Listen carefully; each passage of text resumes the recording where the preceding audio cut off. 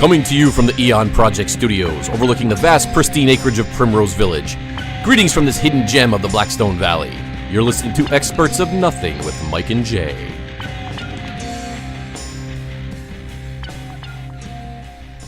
Oh. What a sultry intro. Ooh, hey. Welcome back to another edition of the TheEoNProject where we haven't been in a long time. Guess we're back. Back again. Like a Jay back. Is that a Backstreet Boys song? No, it's an Eminem song. Oh.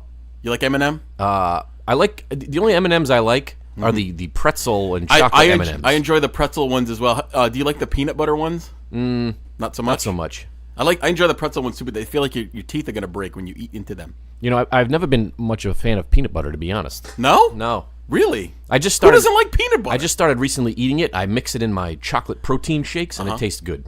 I see. Is that what you're calling them these days? But other than that, well, we haven't been here in a long time. Nope, it's been a while. Some of our fans have reached out and wondered what the heck happened to us. Yep. Whether we are alive or dead or quit. How are your polyps doing? You know, thank you for bringing that up. I'm going to talk about some health issues in a moment. Oh, okay. That are not quite so severe. Yeah. But anyway, so we haven't had a show since Christmas time, and now we're in the middle of January. That's right. It's been before Christmas, and but you know the holidays are it's a time of confusion and confusion, bewilderment, all kinds of strange shenanigans, alcoholism. So, but your holidays were good, I'm sure, right? Everybody's holiday was good. We had a nice low key holiday, and we enjoyed a horrible winter storm last week. Where we dropped about 1.5 feet of snow. We did, but it's all gone now. It's all gone. We had a couple of days of Indian summer. We're going to talk about Indians later, too. Oh. Indian hows, not Indian dots. Okay. So this week's episode, we're going to be discussing a few different things, and we're kind of going back to the roots of the program. And I think the roots of this program lie with the unexplained and the mysterious. Ooh, the roots deep dig into the earth like a tall oak tree. Just like that. So we're going to do various unexplained mysteries. Yep, unexplained and unsolved mysteries that are mysterious. Not quite. Some of them are more lighthearted than others, but some of them involve some subject matter that is kind of disturbing. You know what's quite mysterious? What's that? And so I did something the other day that I'm not proud of, but it's something I've been suffering from recently. Okay. And I've been in denial, but I cannot deny it any longer. Okay. As I get older, my hair is turning white. I'm getting that happens. I'm getting long gray hair everywhere. And the other morning, I looked into the mirror, and it looked like there was like a white thread on my head. It was like 4 inches long, but it was buried in my skull. Okay. So I pulled it out, and it made me sick. So the reason I say that is because I went to the local consumer value store. Oh. Right after that, and I got a name brand. Hair dye for men. Don't plug it because they're not sponsoring the program. That it supposedly takes the gray out. You actually colored your hair. I did. That's too bad. It didn't work. It didn't take? My hair rejected it. Really? The white hair rejected the dye. Like an unwanted appendix. And so I guess I'm forever cursed to slowly. Your hair was like an old man trying to send back soup at a deli. That's right. Didn't want it. Nope. Well, that's interesting. Leads me to my health discussion. Oh. Which is not really that not severe, not as severe as gray hair. Okay. But you may or may not know, because I have not disclosed this to you, I don't think. I had a problem with my hand over the past few months. It cramping up on you? A few months or so, and it turned out that I needed a very small surgical procedure to correct something. Okay. It was like a 5-minute thing. It really wasn't much of a big deal. But that's not the reason that I'm telling this story. Which hand was this? It was the right hand, the dominant hand. Oh, so okay? Well, so don't jump ahead. I won't, but I know where you're going. So, as a result, my hand had to be bandaged up for probably about a week and a half, 2 weeks, and it was my dominant hand, as I had mentioned before. Now, what many people don't know is that when your dominant hand is now incapacitated, correct, your other hand must now take up the slack. That's right. So certain everyday tasks become more difficult. One of them included in the bathroom, where when attempting to clean oneself after a movement of kinds, yes, you are used to doing it one way. Now, I encourage everyone listening to this program to try to clean themselves with the non-dominant hand. Just to kind of add a little spice to their routine. Add some spice. See if it works. Yeah. See how bad you do. Because and even film it perhaps and put it on YouTube. Yeah, don't do that. Oh, all right. I don't want to see it. But if you do happen to do it, it becomes more and more difficult to do You feel like you're not getting a good clean in there. Yeah. You end up having to take a shower afterwards. Do you feel like you got used to it after a while, though? You know what? After a few days, it becomes more and more easy. I can't say that I got used to it, but it does become easier. So I think people take it for granted their dominant hand. What about some other man tasks that you had to partake in? Opening containers with your non-dominant hand is hard to do. Okay. One-handed. Okay. But it also comes in very handy when the wife has to do all the dishes and stuff because you can't. Oh, I can't do it. My hand is. How about milking the goat? Did you have a problem with that? Well, no. My goat's been up in the pen for a while. Okay. So no. All right. He hasn't needed it. He hadn't needed a good milking. Or she, as it were. Oh, I guess it would be a she. Yeah, you're right. Anyway, so we're gonna get into some unexplained mysteries from history and the present day. Okay, let's do this. So the first thing we're gonna talk about today is actually gained some prominence lately. We're gonna talk first about the lost colony of Roanoke. Okay. You're familiar with this story? I've heard of it. Okay, but you probably don't know. I don't know all the details. Some of the details. This is, as I said, become prominent lately because there was a show on the History Channel about some new evidence, supposedly. Yep. But let me give you a little bit of background about the lost colony of Roanoke. So the Roanoke colony was founded, obviously this is in Roanoke, Virginia. Sure. Was founded in 1585 by Sir Walter Raleigh. Remember him? I do. That's the dude that he's always pictured with that large white doily thingy around his neck. Wasn't he the lead singer of a 1980s rock band as well? He could have been, with that big round doily thing that went around his neck. Very masculine, that thing. But in any case, the colony was founded about 50 miles north of present-day Cape Hatteras. You familiar with that area? I believe that's North Carolina. That is, but it's 50 miles north on one of those little barrier island thingies. You ever see a barrier island? It's like an island, but it's not really. It kind of juts out into the waters. Yep. No idea why they decided to pick that area, but they did. And they founded the colony of Roanoke in 1585. All of a sudden, they had problems growing food, as you would have to imagine. They couldn't grow their own food. They misunderestimated. That's not a word. They misunderestimated the troubles that they would have, and they kept being attacked by hostile natives who, for some reason, were upset that uninvited people were squatting. So if they misunderestimated it, then they estimated it properly. Right. Okay. So some Indian attacks and whatnots. And they decided that they were going to call it a day and return back to England the very next year. Right. So that was a failure. The 1585 expedition was a failure. However, in 1587, a man by the name of John White, which is a very, very spicy name, it's a very exotic name, John White, brought another 100 colonists back to Roanoke to try it again. So they decided to come back. They're going to try it again. This time they brought 100 colonists, including women and children. So they didn't think to maybe try a different part of the coastline. Nope. We're going to go right back to where we were. All right. That's probably because their GPS remembers. I was going to say that's pretty good to get right back there. Yeah. Anyway, the 100 colonists came back, including the women and children, as I said before. So they tried to get established and whatnots, including the first European child born in the New World, and her name was Anne White. Virginia Dare. Oh, that's a trivia question for you. Gotcha. The first European child born in the New World was named Virginia Dare. The colonists are trying to get established and whatnot, and Mr. White decides, after a couple of months, that he's going to return to England for some more supplies. So that he's going to leave the colony behind. He's going to travel back to England to get some supplies and some reinforcements and whatnot. He goes back, but he instead of being able to come right back with the supplies, he meets with some delays, mostly due to a war with Spain and some other stuff. So the Spanish Armada and all that junk was going on. That'll delay you. That's going to delay you, the war with Spain. So he couldn't get back to Roanoke for another 3 years. Okay, so that's a long time. So he left them on their own, essentially. Left them on their own for 3 years, saying, I'm going to be right back, and he didn't come back. You ever been left someplace, maybe by a parent when you're young, and they say, I'm going to be right back? You start to get really nervous, right? Yeah. Especially when they don't come back right away. Yeah, it's well, this scary. was 3 years later. He comes back, and he finds, guess what? He finds nobody. Everyone's gone, vanished. The Roanoke colony is now abandoned. There's no one there. Of course, it's 3 years later, which is a long time, but not that long. The only clue found was the word Croatoan, Croatoan, which was carved into the outer wall of the little fort thingy that they had. They had those little, those little frontier forts. Yeah, that with they used to make. the spikes there. Yeah. So the word Croatoan was found carved. Now, Croatoan was the name of an Indian tribe that lived in the area. But they were known to be friendly with the English, and they had traded with them before. So it's not implausible that they would have carved the name Croatoan, indicating that they would go live with the Croatoans, or maybe they had some sort of alliance, or maybe they had some sort of fight with them. Yeah. No one's quite sure. They checked with the local Croatoans, and they weren't there.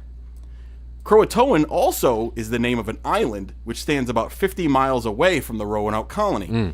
So the speculation was that perhaps they pulled up stakes and wanted to start their colony on the Croatoan Island. Sure. But the island was searched and nothing was ever found. No one was ever able to establish what happened to the colonists. So they just up and disappeared, and they were never found again. However, there are some theories. Oh. Would you like to hear the theories? I do. About what happened? Aliens. Well, aliens is probably at the end of the list, but it is on there. Okay. So the first one. The colonists tried to resettle in another area. That's probably the most making sense one, right? But they never found them. Anyway. Never found them. Yeah. Number two, they tried to sail back to England. So maybe they waited for a year or so, and the guy didn't come back. So they figured, hey, let's construct a rude sailboat and try to get back to England, which that wouldn't have worked. Yeah, that's probably not too plausible. Probably not too plausible. Also, here's another theory. They were absorbed by other Indian tribes in the area. This one has some plausibility because in later years, other settlers to the area reported seeing fair-haired natives, because they had dark hair, right? And the colonists, some of them had fair hair, so they just assimilated into the tribes and intermarried and right. started to live with them. Also, there was some evidence of stone buildings in Indian villages, which is a technology the Indians did not use. They did not use stone to build. They didn't really buildings. build in stone. That's right. No. So those are the most plausible theories. Here's some far-fetched ones that are kind of in line with our show. Okay. Indians reported some strange phenomenon around the area at the time, such as birds falling dead from the sky in large numbers. Maybe some sort of atmospheric change happened that caused the disappearance, or maybe there was some sort of natural phenomenon that wiped them out. I see. But you would have figured they would have found some sort of bones or some other type of evidence, right? Here's another one. Maybe they turned on each other, and the colonists started to infight and killed each other off, or at least drove each other away from the colony itself. Maybe it was a plague. Maybe some sort of plague. But again, all of these possibilities would be backed up by some sort of evidence. You would find the bodies or at least the bones at that point. But every once in a while, some new supposed evidence pops up. Some sort of... Here's one, and this is very strange. I had never heard this before, and I had heard lots about the Roanoke colony before. There's some sort of weird significance with the word Croatoan, as it has been present at a lot of strange events throughout history, not just related to this. Okay. You're familiar with the author Edgar Allan Poe? Oh, absolutely. Poe rhymes with toe. Quote the Raven Nevermore. Edgar Allan Poe, who famously was found wandering the streets of Baltimore in a state of delirium right before his death. You're aware of this? He was a drunkard. Well, that's what they say. However, he has said on his deathbed to be muttering incoherently, except he is said to have uttered the word Croatoan right before he died. I see. What does that have to do with Edgar summoning Allan Poe? something. This mysterious word was also found scribbled in the journal of Amelia Earhart after her disappearance in 1937. Yes. Horror author Ambrose Bierce, you familiar with him? Yep. Vanished in Mexico in 1913. He was going on some sort of journey there. Before he disappeared in 1913, the bed he last slept in had the word Croatoan carved into the bedpost. Oh my God. The notorious stagecoach robber Black Bart. You familiar with Black Bart? Oh, Black Bart. He wasn't black, I don't think. And his brother Blue Ben. He etched the word Croatoan into the wall of his prison cell right before his release in 1888, and he was never seen again. Croatoan was also written on the last page of the logbook of the notorious ghost ship Carroll A. Deering in 1921 when it ran aground on Cape Hatteras, missing its crew, right by what was once called Croatoan Island. So here's just a few weird circumstances where the word has shown up. Now, what the significance of the word is, I don't know. I'm not that smart. What do you think? Didn't Ozzy Osbourne carve that on his arm when he was kicked out of Black Sabbath? That was after peeing on the Alamo. Oh. No, I mean, I don't know. I have no idea. I mean, historically speaking, we don't really know, aside from the two things that you mentioned, as far as the Indian tribe and the island with the same name. Right. Does it have some sort of mysterious or mystical when you think meaning about it, to it? It may, because when you think about it, 3 years is not an awful lot of time. They would have found, if there's 100 people and they did assimilate with local tribes, you think you would have found a couple of them wandering around. So they never even found any... Nope, never found any of them. No bones of any kind? Nope, never found them. See, I thought they did. No. Okay. I could be wrong. Because my thought process would be, they had some harsh winters. Some of them died off. There probably weren't enough of them left to sustain themselves. Right. And then they assimilated into the local populace. Yeah, it could be. Anyway, that's the history of the story of Roanoke. It's interesting. I mean, I don't think it's one of those mysteries I don't think we'll ever completely understand. Or at this point, there was, and just a slight note to the end of this story.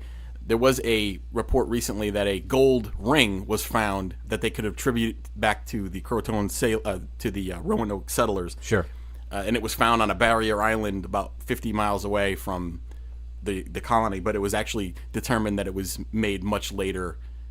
They first thought it was from that time period. It turns out it was from about 100 years later. I'd like to go back. Actually, now that I think about it, go back to the one theory where you said that they made that they built themselves a ship. Right. I mean, I guess that could make sense too, right? I mean, they were sure. They try to sail back to England. They didn't make it far, probably. Right.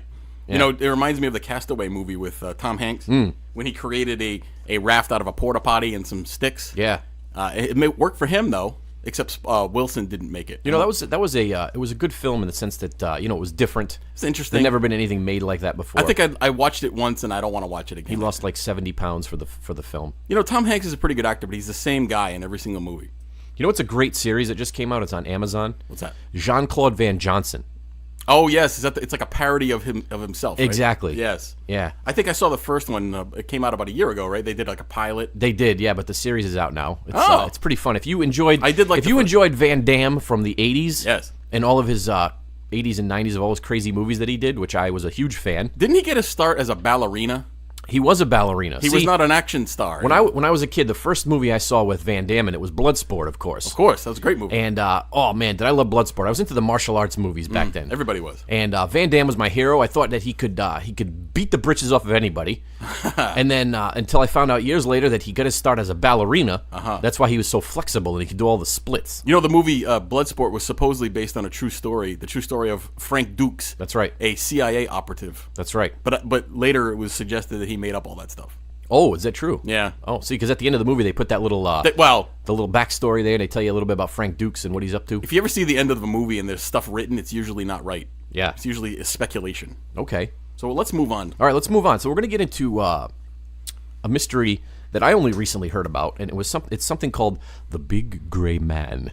Ooh, the Big Gray Man. And that's what we could call you days that you're ill. That was my nickname. You've had the flu for a week or so. You get all ashen. And you're a large man, so we could call you the Big Gray Man. We could. Yeah. Let's do it. So the Big Gray Man it's basically a mysterious creature that haunts the countryside of Scotland. Ooh.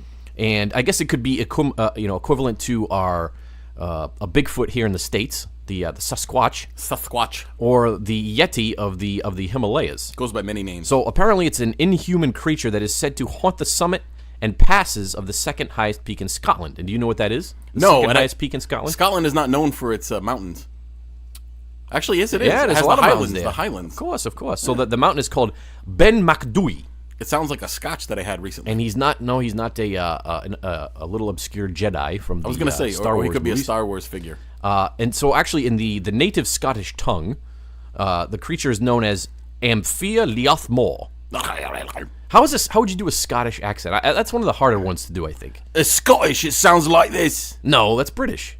Oh, yeah. I don't know Scottish. No, I'd have to work on that one. It doesn't come to me naturally. Oh. You know what? Speaking of which, Mike Myers is Scottish. You know the actor Mike Myers? He does a good Scottish accent. He does a great Scottish accent. As a matter of fact, there's one of his earlier movies, which a lot of people have not seen, is called So I Married an Axe Murderer. It's hilarious. Especially there's a cameo by the late great Phil Hartman, who plays an Alcatraz prison guard in the movie, and you have to watch it. I'm sorry for that little. Here's a trivia question for you: who played his love interest in the movie that was supposedly the axe murderer? Nancy Travis. Oh, you got it. Yeah, Nancy Travis. She was attractive back then. She was. Isn't she married to somebody famous? Travis Tritt? No, I don't know. Oh, I'm thinking of. Anyway, continue. So anyway, the Big Gray Man is a mysterious ape-like creature that haunts the people of Scotland. It's not seen by many eyewitnesses, but there have been a few eyewitness accounts of this particular creature wandering around the Highlands. And what makes the Big Gray Man particularly frightening? I don't know. His physical characteristics don't resemble that of a bear, and thus sightings can't be dismissed as bear sightings. So what does he look like? Well, he's large. He's tall. Okay. He's big. Yep. He has his. And he happens to be gray. He's grayish in color.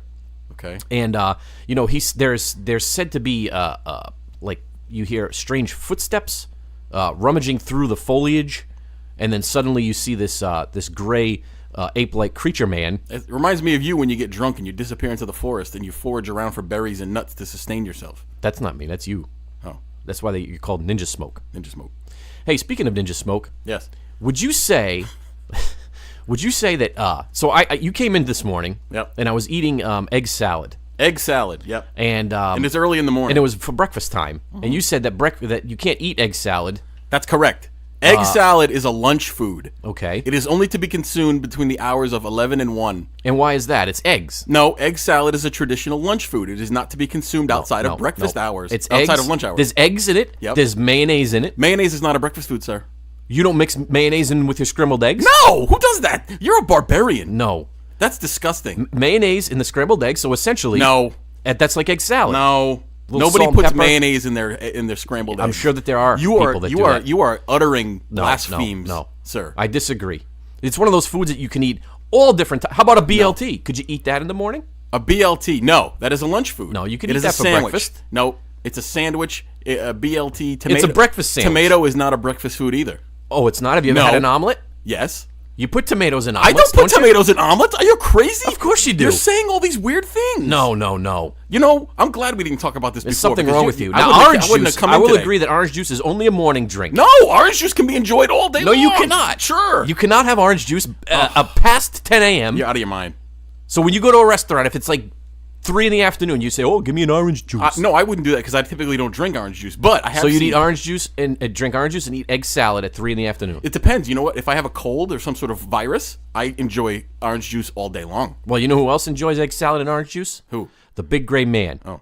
So that's the big gray man. So you know what? Are you done with the big gray man? Yeah. Well, my question to you is this: these stories about ape-like creatures and yetis and big feet and Sasquatch are prevalent in almost every area of the world and have been for hundreds of years, right? That's true. So how does the same story get out if it's not true? If there's no inkling of truth to these stories, how does it make its way around the world like that? There has to be something to it. Well, you know, it's an oral history passed on. Yes, but it's the same story. If you just hear the same thing, oh, you hear about it in Scotland, it's the same thing as in Seattle. It's the same thing. Why is that? Because it's not a story. It's true. Is it true? I think so. I think that there's unknown species walking around. I don't think that I don't think at this point in time, with the amount of, habitation and development in the world, that we're going to be finding any unknown creatures living in the forests. Well, maybe not in the forest, but in the sea. In the sea, there's creatures that we still don't know. Of course. But I think you're wrong. I think that there is some sort of weird species out there. We just don't know what it is. And it may not be a giant ape thing. It may be just like a large weirdo bear or some sort of mountain ape, mountain gorilla that has made its way, into the forest. Well, I know the mountain gorilla was thought to be a mystery or a legend for many moons. Many moons. Until it was discovered, in the relative recent past. Right. But, even that was within the past, a couple hundred years or something like that happened, 100 years or so. Yep. I'm reminded of the coelacanth story. The coelacanth, The coelacanth is a fish that was thought to be extinct millions of years ago, and they found one in like 1921.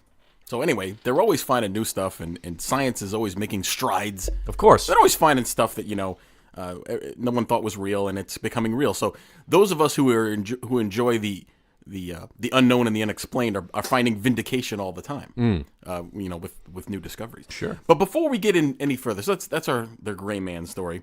I did want to discuss something of a social phenomenon that is bothering me. Okay. Are you ready for this? I'm ready. So I think we both enjoy sports. I enjoy watching sports. Sure. Playing sports. Not so much lately, but in our younger youth, to play a lot of sports.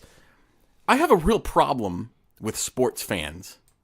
Oh, I know where you're going with this. And I want to talk about this for a moment. Okay, let's hear it.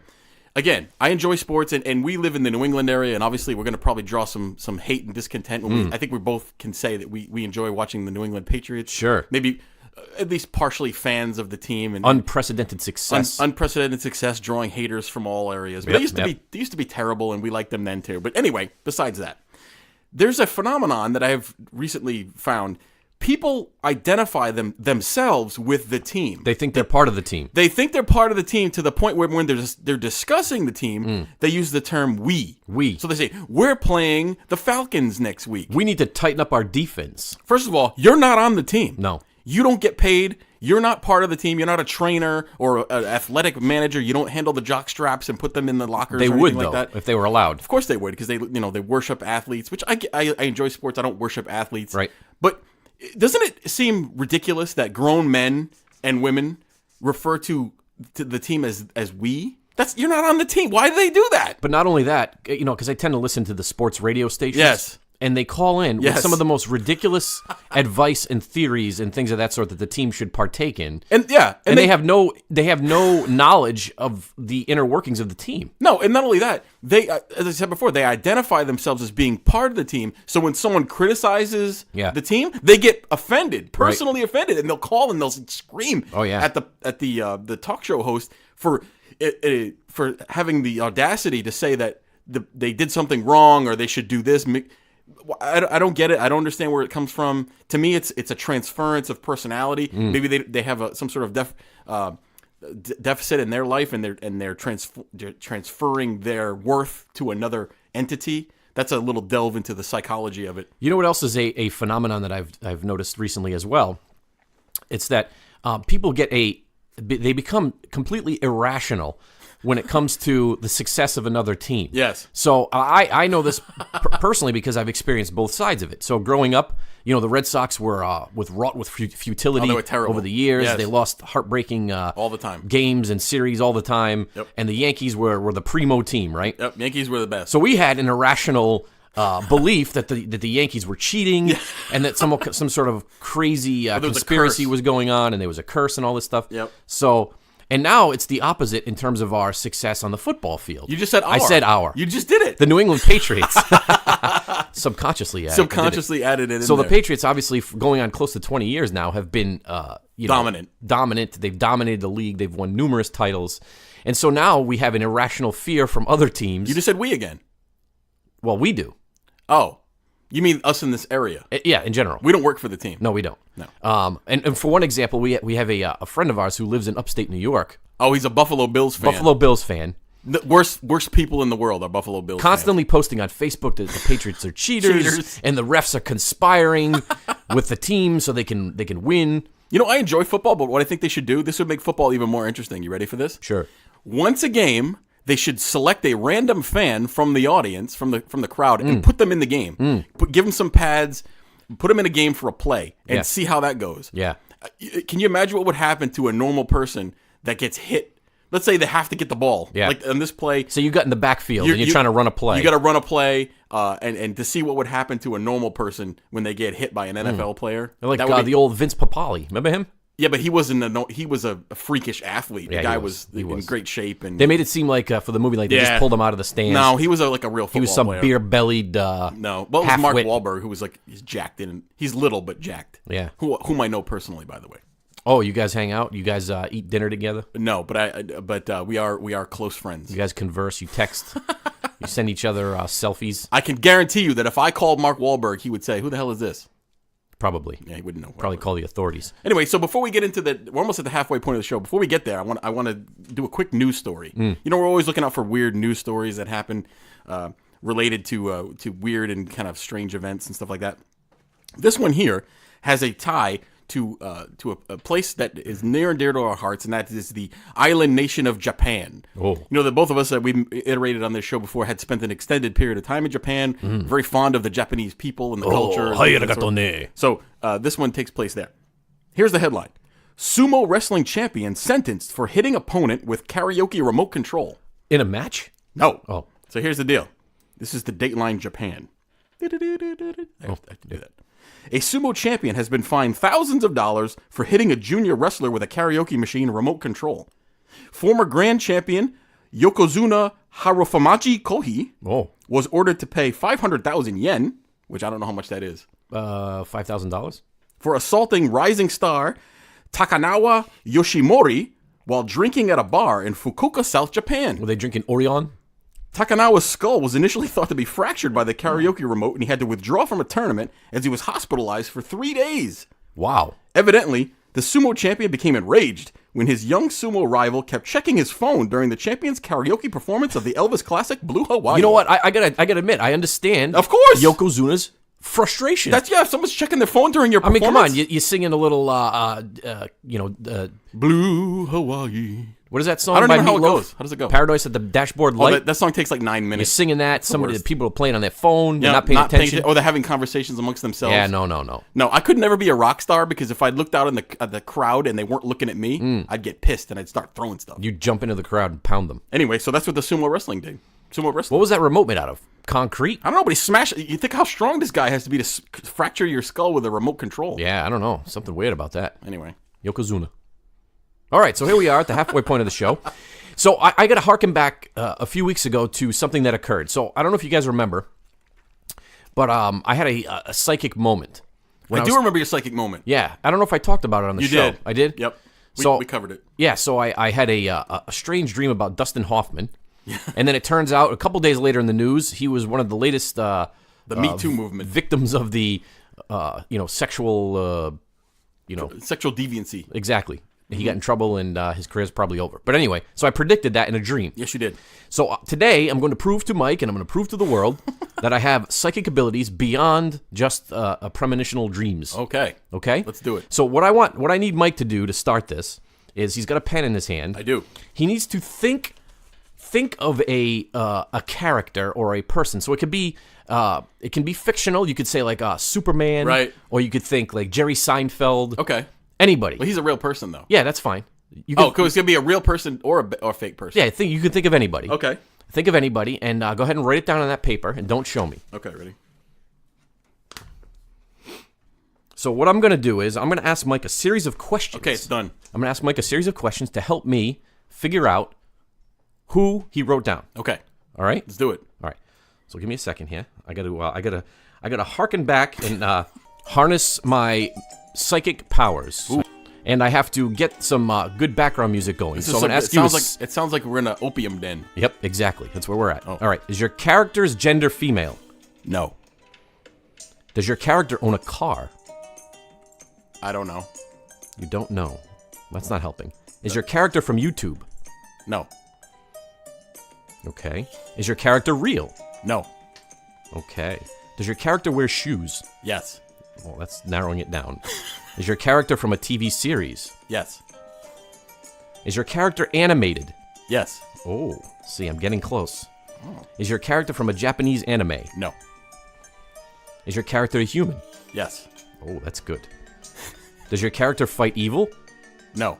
No. Oh, you're throwing me for a loop here. Was your character on a children's TV show? Yes. Okay. Is your character a nice person? No. Oh. Does your character have dark hair? No. Does your character have a bald head? Yes. Oh. Let's see, I'm getting close. You are. Is your character associated with Looney Tunes? Yes. Aha. Oh my God, this is creepy. I told you I'm psychic. What is going on? Is your character a hunter? Yes. Oh my God. Oh, your character is Elmer Fudd. How the hell did you do that? I'm serious. That's ridiculous. Yes. You know what, folks? This is 100% true. Yep. I wrote down Elmer Fudd, thinking there was no way on earth you would ever be able to narrow. Wow. I gotcha. Great experience Yeah, there. you see that? I'm amazed. I'm going to get my own TV show. You know, we should be on television. I've thought about this before. Yep. And I've noticed that we have a lot more talent than most of the folks on television today. We could entertain people for hours. Just doing our normal And even thing. if we don't entertain people, we could entertain ourselves. We entertain ourselves frequently. We'll just constantly watch reruns of ourselves. So that was the halfway bit of the show. That's right. So I think you're going to go next with because you have more stories than me. That's right. So I want to talk a little bit about reincarnation. Ooh. So I don't know if you remember weeks back we had a show, a portion of a show on reincarnation. Yep. And I talked a little bit about some of my past lives. And if you recall, one of my past lives, I fought in the French and Indian War, and I died years later of syphilis. Yes. So something I have to correct Mike on. He doesn't know this is coming. Uh-oh. So I said to you that I wondered if in my past life I caught syphilis from a native woman. Yes. And you said to me that it probably wasn't prevalent in the native population. That's what I thought, yes. Well, believe it or not, you'd be wrong. Really? I did a little research on this. And syphilis was actually unknown to Europeans until we came to the So it was something Americas. that they already had. The natives had it, and they gave it to Europeans, who in turn brought it back to Europe. How did the natives get it? That was just a disease that was within their populations. I didn't know that. And the Europeans called it French pox. Oh, and they called it a couple other things. Thank you for that correction. I enjoy being corrected. I enjoy being disciplined too. I did. I got it from a native woman. I like to be beaten by native women in their with their clubs and their seal leggings and their cudgels. So we're going to talk a little bit about the Pollock sisters. Okay, let's talk. Are they related to the Mackerel sisters from up the road? No, they're related to the Pointer sisters. The 80s, 70s, and 80s, all African American. The Pointer sisters, yeah. Very vibrant singing group. Elaborate. Yeah.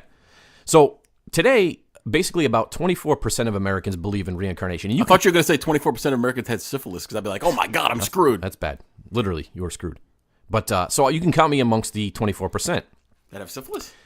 That believe in reincarnation. So although scientists tend to poo-poo the possibility, every once in a while a story comes around that is so compelling and it's otherwise basically unexplained, it gives scientists pause. And we've talked a little bit about some of these cases every in the once past. In a while, right? So that's what we have with the story of the Pollock sisters. Now, I don't know if they're related to Jackson Pollock. But anyway, in 1957, two young English sisters, Joanna Pollock, 11, and Jacqueline Pollock, 6, they died in a tragic automobile accident. So 1 year later, their mother, who I don't know her name, but she was let's call her Jane. Jane was a fine young lady. The mother gave birth to twins after the other two had perished. That's right. And those two were named Jillian and Jennifer. Okay. And when the twins were old enough to talk, when they could start babbling about, they began identifying and requesting toys that had belonged to their dead sisters. Oh. So for some reason, they wanted these toys. They felt like an eerie attachment or an attraction, if you will, to the toys of their long dead sisters. Uh-huh. They were also pointing out landmarks only their dead sisters would have known, such as the schools that they attended, long before the children would have had any idea about any kind of school of that kind. Wow. And sometimes they panicked upon seeing cars idling, saying, that car is coming to get us. And reportedly, they would shriek on occasion, seeing idling vehicles, things like that. So they were scared of vehicles. I'm going to shoot a torpedo into your story in just a moment. But anyway, continue. Yeah, easy with your torpedo. After the twins turned 5, these incidents became less frequent and the girls went on to lead normal lives. Still, the story of the Pollock sisters made its way onto to Dr. Ian Stevenson, who was a noted psychologist who studied reincarnation. And after studying thousands of these cases, Stevenson wrote a book telling of that he believed that the Pollock sisters' story was real and that they had been reincarnated into the other sisters. Can I? And first of all, that's very interesting. Yes. But can I shoot down this theory? Well, we're here to to debate things here on the program. So let's say, for instance, the circumstances were the younger sisters were killed in a car wreck. The other ones are born. Now, the toy thing. The toys are present in the home. They were there anyway, probably before. And so the kids saw them and they wanted those toys. Yep. That's not supernatural.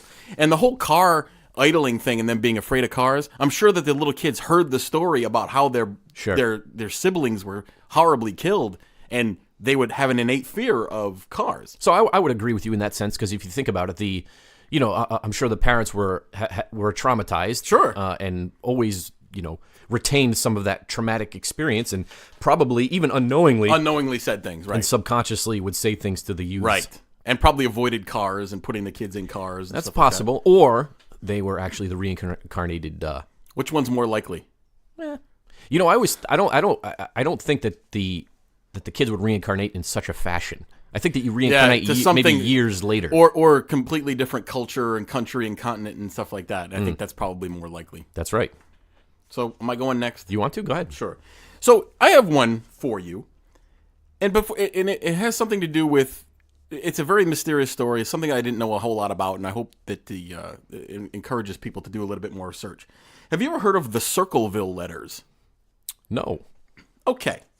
Before I begin, I want to stipulate something. Can we stipulate something for the purposes of this conversation? Okay. People are jerks. Did you know that? Yeah, a lot of people can be jerks. A lot of people. Small towns have a reputation of being these like little safe havens protected from the larger world of jerks, right? You figure small towns are idyllic places to live. Sometimes they're the worst, though. Sometimes small towns can hide really messed up people. Yeah. Circleville, Ohio, which is a small town of about 14,000 residents, which is about how many kids went to our high school, was the scene of a bizarre mystery that began in the summer of 1976 and has been yet to be fully explained. That was a good summer, by the way. Yes. The summer of 76. Bicentennial babies. Someone started sending anonymous letters to various people in the town that contained dark secrets about them and reported stuff that not just anyone would know. So basically, people started getting these letters that included things, that you wouldn't normally have revealed to anyone. Sure. And the letters reportedly went to many people, but no one knows exactly how many, because who's going to go around bragging that their secrets are now out or that somebody has their secrets? That's something that you would usually keep private if somebody started sending you anonymous letters. Yep. The letters were unsigned, written in block letter format, and postmarked in nearby Columbus, Ohio. So you know what I mean? Block letter format, like an old style printing. Yeah, just printed in all like caps, kind of. Yeah. And that's just obviously that's done as a way to disguise handwriting, obscure it. Right. So the letters were unsigned. I said they were postmarked from Columbus. Supposedly, the letters also contained threats of violence and lewd drawings. So Ooh. I don't know what that lewd drawings. I used to make. You ever do lewd drawings when you were a kid? Yeah, you draw like boobs and stuff like ladies' that. parts, lady parts, and pencil, and quickly hide it when the teacher came by. Anyway, so supposedly these letters went to all sorts of residents of Circleville, but the focus of the letter writer soon became a lady by the name of Mary Gillespie, a local bus driver. Mary started getting all sorts of threatening letters saying that they knew where she lived. Her house was, well, of course they know where she lives. They mailed it to her house. Of course. Her house was under surveillance and veiled threats against her kids. So that's disconcerting. Once you start involving people's kids, you've gone over the line, in my opinion. I don't think you should send anonymous letters anyway, but that's a story for another day. I did that once. You sent an anonymous letter? I did. To who? It was myself and a young school friend of mine, and we had a problem with another student in class. And we drew a bunch of lewd pictures, if you will, and wrote all kinds of crazy things on it. Maybe you were the Circleville lighter. And sent it to him. And also, I hate to depart, but while I'm thinking of this, right around the same time, we also scheduled a funeral service for, we prank called a funeral home and scheduled a funeral service for somebody in their dead relative. That's not funny. And it didn't really happen. You can't do that anymore. No, you can't. You can't make prank calls. But in any case, so these letters started arriving to Mary Gillespie that were, as I said, containing some sort of threats and stuff. Also, the anonymous writer indicated that he knew Mary was having an affair with the school superintendent, and she needed to end it immediately. So she's a bus driver. And the superintendent? And she's having an affair. Oh, that doesn't make sense. Well, some bus drivers are quite comely, if you didn't know that. No. Some of them are. You don't know. Anyway, she's supposed to end the affair immediately. She did what most guilty people would do, and that's what? Don't tell anyone. Yeah. So she's getting threatening letters. If you had nothing to hide, you'd probably just bring that up and say, hey, this person's telling lies about me, sending me threatening letters. So she doesn't tell anyone, which leads me to believe that some of the letters contain truths. Mary did, as I said, didn't tell anybody. She hid the letters away, and she went on with her life, trying to anyway. Until one day, a letter arrived addressed to Ron Gillespie, Mary's husband. Uh-oh. This one informed Ron that his wife was stepping out with the superintendent and threatened him to end the affair immediately. So basically telling Ron, hey, stop your wife from banging the superintendent. Sure. Ron confronted Mary. Mary denied it. Of course she would. And the two tried to move on. But evidently, the person was also sending letters to other people in the town related to the affair, because rumors started spreading that Mary was banging the superintendent. And, so rumors start spreading in the town. Now it's becoming an unbearable environment for the Gillespies because this sort of thing is happening. So this is all coming to a head. Up to this point, it sounds kind of stupid and childish and sophomoric. Sure. But one fine day, Ron received another letter that said, here's what it said, quote, Gillespie, you have had 2 weeks and done nothing. Admit the truth and inform the school board. If not, I will broadcast it on CBS, posters, signs, and billboards until the truth comes out. Wow. At this point, based on some of the information contained in the letters, Ron and Mary began to think that the letter writer was Ron's brother-in-law. So he has an advertising budget. That's pretty good. More than we have. Anyway, so they started to think it was Ron's brother-in-law, a man by the name of Paul Freshour. Never trust a man named Paul. Paul. Oh, we know a guy named Paul. He's a good guy. Oh, yeah. He listens to the show. Sorry, Paul. Sorry, Paul. So what did they do? I don't know why. It doesn't stipulate why they thought it was the brother-in-law Paul, but they thought it was him. So they did the obvious common sense step, which would be? Call the authorities. No. They started to send threatening letters back to Paul. Oh. So basically telling him to cut the crap. Cut it out. We know it's you. Stop it, Paul. Stop sending us letters. And for a while, the crap doth stop. Oh. So they thought, hey, we got our man. It's Paul. until about a year later. Now, here's what the story... so he laid low for a year. Here's where the story really gets creepy. Okay. About a year later, Ron received a telephone call at his home. Mary didn't know who was on the phone at the time, but it was obviously an upsetting call because Ron slammed the phone down, grabbed his handgun, and bolted out the door. He then got in his car and drove away rapidly. So he didn't say where he was going. He grabbed his gun, run out to the car. Hope he's got a concealed carry permit. And drive away. A short distance away from the home, Ron's car was found wrapped around a tree, and Ron was dead. Oh, did he shoot himself in the head? Here we go. Police investigating the scene determined some weird stuff about this accident scene. Ron's handgun had been fired once, but he wasn't shot, and there was no evidence where the round may have impacted. So they could tell that he shot the gun. He himself wasn't shot. He himself was not shot. Okay. Toxicology report indicated a blood alcohol content of 1.5 times the legal limit, so he's pretty drunk. Oh, yeah. Although Ron was not known to be a drinker at all, and actually some people said he was you know what a teetotaler is? Yeah, somebody who thinks that alcohol is evil. Exactly, and it makes you feel bad if you drink it. Right, that's what they thought he was, but his BAC was 1.5 times the legal limit. The investigation concluded that the death was accidental. The police sheriff said that the death was accidental as a car accident. However, the letter writer didn't like that. So he started sending letters to a bunch of different people stating that there was a cover-up and the sheriff was in on it. Oh. Also, the writer started attempting to intimidate not just Mary, but other residents and elected officials in the town, periodically sending letters seemingly at random, but also containing personal information. Paul Freshour, the guy who they thought was behind it, was questioned by police, but denied that he was a letter writer, and they had no evidence on him. They couldn't prove it. They couldn't print. They couldn't pin it on Paul. Nope. So the letters continued. Now Ron is dead. This went on for 6 years. Oh, my God. Periodically letters coming out. Yeah. Different people. Another fine day. This is probably... Mary's life sucks. Maybe it was the Unabomber. At this point. Another day, 6 years later, Mary's driving the bus down the street as she is wanting to do. Yep. She's a bus driver. When she noticed a sign on the side of the road with a crude message directed at her and threatening her daughter. She stopped the bus and tore down the sign, thinking, what the heck is this? Yeah. This is a new thing. A little further down the road, she saw another sign with a similar message, but this one had a little box attached to it. So she did the common sense thing, which is... Call the authorities. No, she took the box and brought it back to the bus with her because she wanted to open it. I see. Probably something that you shouldn't do. What if it was a bomb in there? She opened the box, and inside was a loaded pistol pointed straight at her. Oh. It was a crude booby trap designed to go off, shoot the person who opened the box. Not a booty trap. No. The booby trap did not go off, so Mary brought it to the police. Although an attempt had been made to file off the serial number, because, you can... That's a felony. People think you just file... Well, most people don't know. Should we say it? I'll tell you. No, I won't tell you that. Anyway, so they tried to file off the serial number. It didn't work. So they traced the gun. They were able to trace back through purchase history to Paul Freshour, the person who supposedly was writing the letter. So it was Paul. They have evidence now. Now listen. Oh. Paul was arrested, but claimed he had lost the weapon years before. Oh, how convenient. Sure. Paul was tried and convicted of attempted murder, sentenced to 25 years for trying to kill Mary. Good. So that's the end of it, right? Nope. No. More letters went out after Paul was already in jail, including some to Paul himself, basically laughing at him and saying that they had set him up. What is happening? Taking credit for setting him up. I don't understand this. Paul did his time, did 10 years, and died in 2012, maintaining that he was not the letter writer. Weird postscript to this story. 6 months after Paul Freshour was released from jail, the TV show Unsolved Mysteries aired a segment on the Circleville letter. Remember Unsolved Mysteries with Robert Stack? The Robert Stack one? Oh. Scared the crap out of me. Yeah, I didn't like that.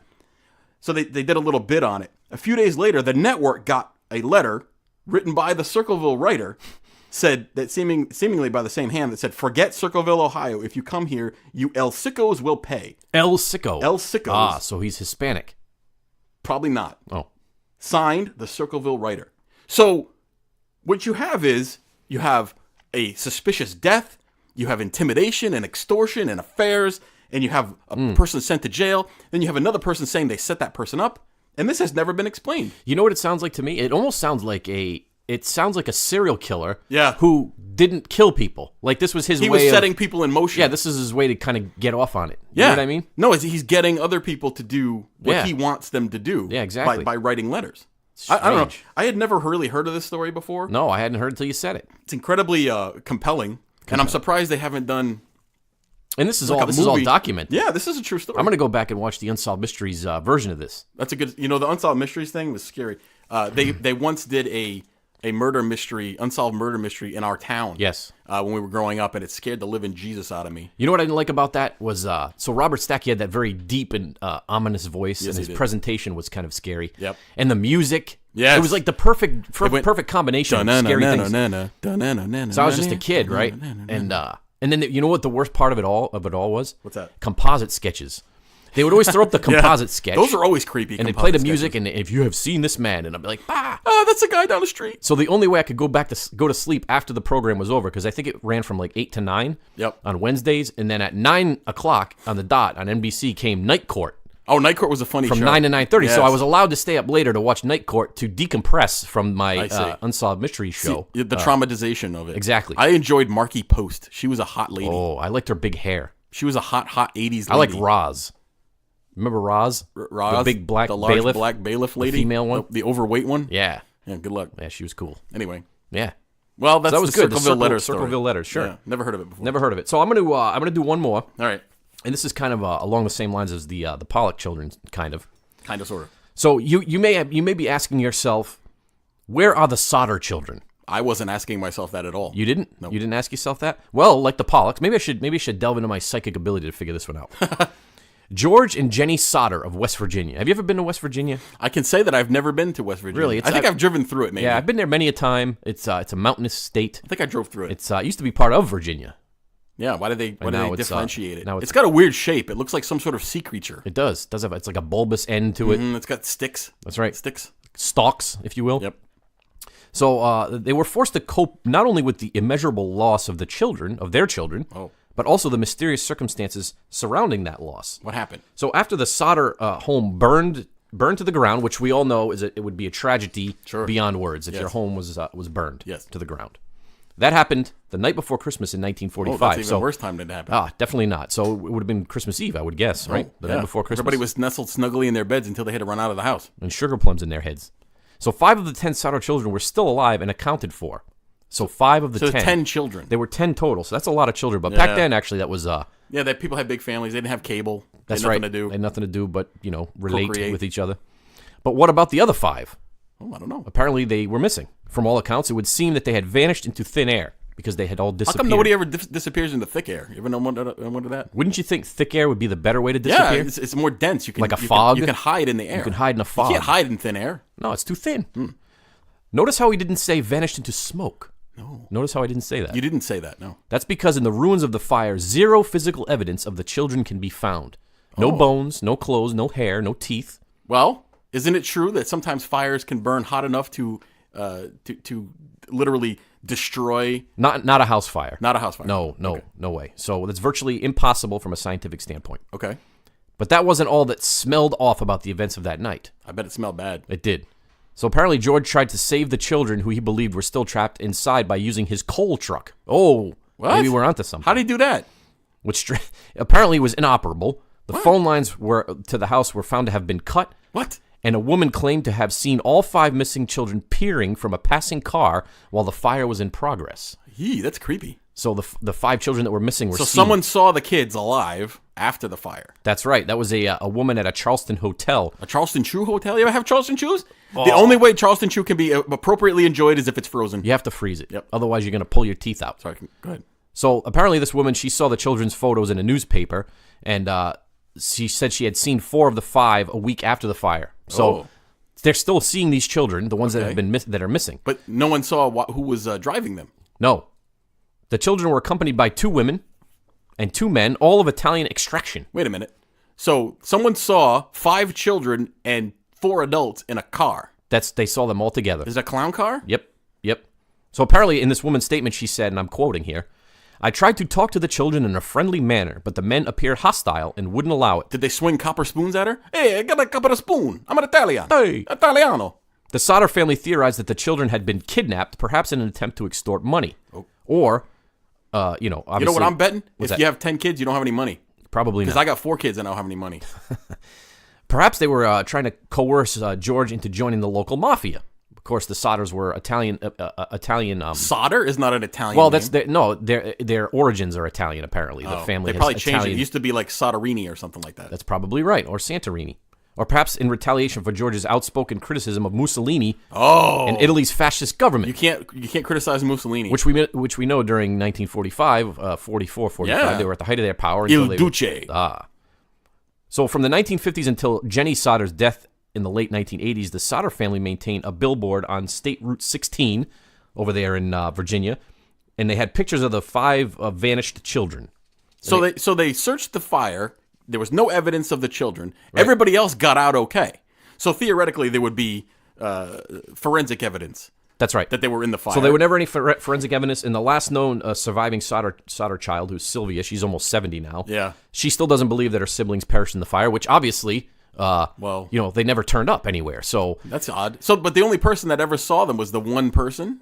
Yes. That's a bit odd, too. So, I mean, many theories abound here, obviously. Yeah. I mean, it's possible that, the family was broken into, the house was broken into, children were kidnapped. Yep. The story doesn't really give much about how old the children were. Well, if you're going to kidnap 5, why don't you just get the rest of them? Well, they didn't have enough room in their... in the SUV? In their, what are they, Studebaker. They had a Studebaker. At the time to get all the children. They had an Edsel. An Edsel, yep. So, so they disappeared. They were never found there, and the mystery remains to this day, the mystery of the Sodder children. Well, you know what? If it was some sort of kidnapping for ransom, they would have had a ransom demand at some point. At some point, the sure. Kids would have shown up dead. If they, a lot of kidnappings, unfortunately, end up with the kidnappee being murdered within the first 24 hours or 48 hours or whatever the case may be. That's right. And even though the person is dead, they still try to get the ransom money. And you know why? It's hard to keep somebody... secreted away without them getting away. Not that I would ever know, or I've never engaged in that sort of behavior if anyone's listening. Or how about, what was it, that case a few years ago where the guy had those women in his house for like years? Cleveland, yeah. Oh, yeah, that was weird. Was disgusting. That was a strange one. Yeah, anyway. That was great. Well, some unsolved mysteries today, some hearkening back to the reasons that we started doing the show, and that's because we like to enjoy strange and unexplained mysteries with you and encourage you, the listener, to go ahead and research on your own and try to find the answers to these things. That's right. Delve into your subconscious mind, if you will. Yes. And delve deeply into the mysteries of the universe. Get out there, find, research, read, learn things. That's a great radio voice you got there. That sounds interesting. So so we appreciate the listenership. We're back. We're going to be back a new on a episode regular schedule every week. But, and we encourage you, and I always say this at the conclusion of every show, go ahead and reach out to us. You can email us at TheEoNProject at yahoo.com. You can also find us on Twitter. I'm very active on Twitter, always making comments and things of that sort. It'd be nice to get some feedback from our listeners. I know you're out there. Send us a note. Yeah, exactly. And if you want us to talk about anything on the show, we got some exciting, listener suggestions for shows I haven't even discussed with you yet. Yeah. So if you have any opinions on what's proper breakfast food, if egg salad should be eaten other portions of the day, if you think egg salad should be eaten in the morning, I don't want to hear from you because you're a barbarian. It's acceptable to eat it in the morning. No, it is not. It is. Nope. Well, you drink coffee throughout the day, don't you? That's a breakfast. No, I stopped drinking coffee after noon. Noon is the cutoff for That's coffee. the cutoff for you? No more coffee. Oh, okay. Anyway. Well, you got me on that one. All right, and we'll delve further into my psychic ability, too, at Actually, that point. was very exciting and impressive, I have to say. All right, you got anything else to add right now? Nope. Thank you for listening. All right, so just remember, the truth exists. Believe it.